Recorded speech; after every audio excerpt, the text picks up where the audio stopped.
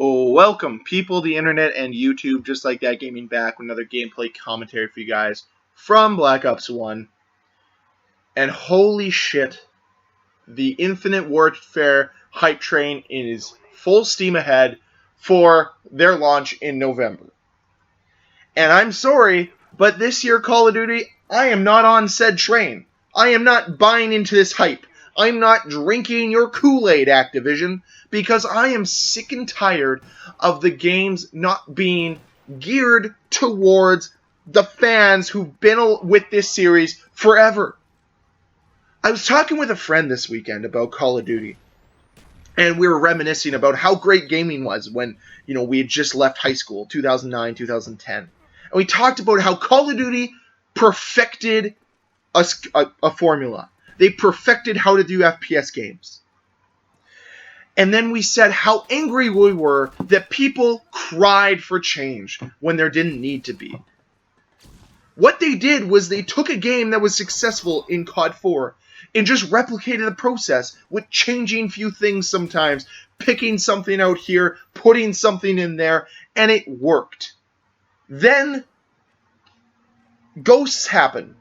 And Ghost was not a revolutionary game by any means. But it was a game that tried to put 6v6 gameplay on maps that did not support 6v6 gameplay. It was boring. And the kill streak sucked because people kept complaining about strong kill streaks. But overall, that game could have been great with its hit detection. Some of the guns in that game were great. The maps were somewhat decent if they were smaller. But it took 20 minutes to find anyone. And if the game was actually built for 6v6 instead of 12v12, which the game didn't support in the first place, it would have been a good game. It could have had that potential. And then it all got shit on by Advanced Warfare. They decide, we gotta just change the formula completely, add jetpacks. And it hasn't worked. And we're going to see it for a third straight year where it hasn't worked. And yes, Ghost did do wrong. They didn't make a great game. But the Call of Duties that were before that weren't that bad and really did a lot of things right. And that's what should have been focused on, is the right things that those Call of Duties did instead of focusing on all the negatives and trying to change it all the time. One of the greatest quotes I've ever heard from a hockey coach is he's talked to one of the best players in the world, Steven Stamkos, and this is from Guy Boucher. And this is as great of a quote as I can say. I'm going to paraphrase it a little bit because I don't know what the direct quote is. But essentially what he said is that you should work on your strengths 80% of the time and your weaknesses 20%. And that is something Call of Duty should apply to their games. Take what makes Call of Duty great. Fast-paced, fun, arcade-style shooting along with solid, continuous gameplay, smooth 60 frames per second along with good hit detection and great connections along with good launches. But what have they decided to do? Let's work on our weaknesses 60% of the time and focus on our strengths 40%. And you become a better game when you focus on what makes you great. The same thing happened with Halo.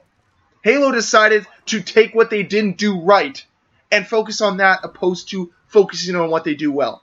And honestly, that quote is something that you should use for your everyday life. It's something that applies to every facet of your life. Not good at math? Well, then focus on what you're good at in school and math a little less. Because that 50 in math, that's going to happen. But if you put all this time into it, you might only get it to a 65. And at the end of the day, your English mark that you're so good at will fall from a 95 to an 80. And it's much more impressive to have a 95 than it is disappointing to have a 50 because, you're not that great at math. But at least put the time and the effort in to understand what your strengths are. And right now, we have a complex with Call of Duty where they don't know what their strength is because they want to try to be different and cater to everyone. What they should cater to is the fans that have been here since day one. Because the fans that have been here since day one, it's a different day one for everyone. I say I've been a fan since day one, but that was in Modern Warfare 2. What they did is they just made an updated version of COD 4, and it sucked more people in than ever. And that's what you got to do to be successful. Work on your strengths and develop those and your weaknesses every once in a while. All Black Ops 1 did was take everything great from Modern Warfare 2 and say, Okay, now the weaknesses of Modern Warfare 2 were one-man army noob tubes. Okay, we're going to take that out of the game. Stopping power, not having a counter perk, we're going to take that out of the game. Kill streaks that's stacked, oh, we're going to take that out of the game. Now, some people could argue that was a strength, but at the same time was a weakness. So they decided to take some of the weaknesses from COD and change them. And it was great, and it made a great game. And that is one of the best things. There are still weaknesses in this game. Ghost, Second Chance. But those happen because you're not focusing on the weaknesses. You're focusing on the strengths and making the strengths as good as it can be and making the game as good as it can be.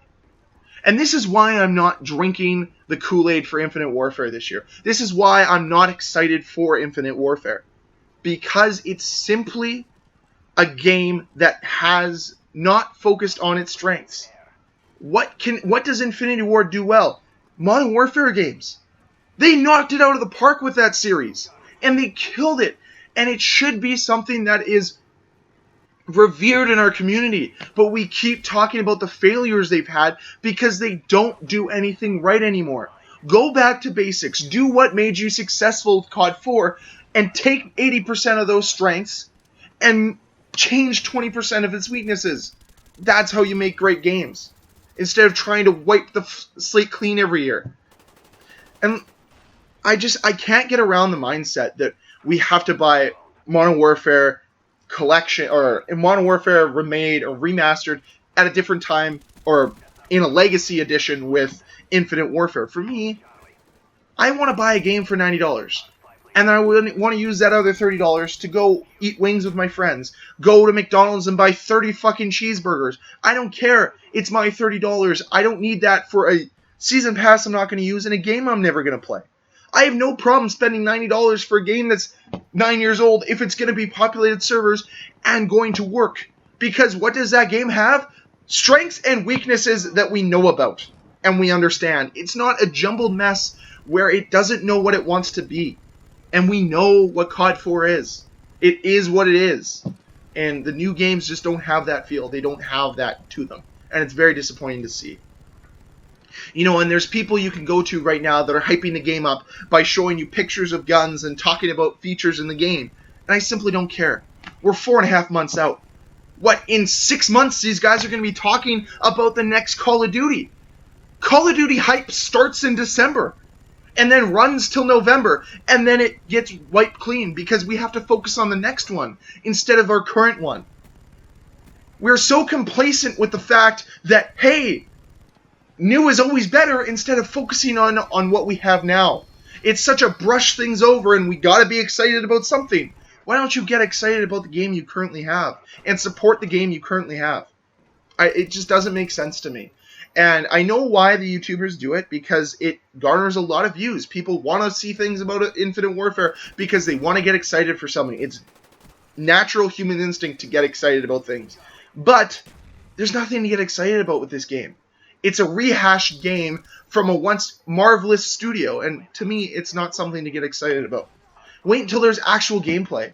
Wait until you actually get to play the game. Then maybe you can get excited about it. Then maybe it can garner your interest and you can actually see how it plays. That's why a beta for Infinite Warfare makes a ton of sense.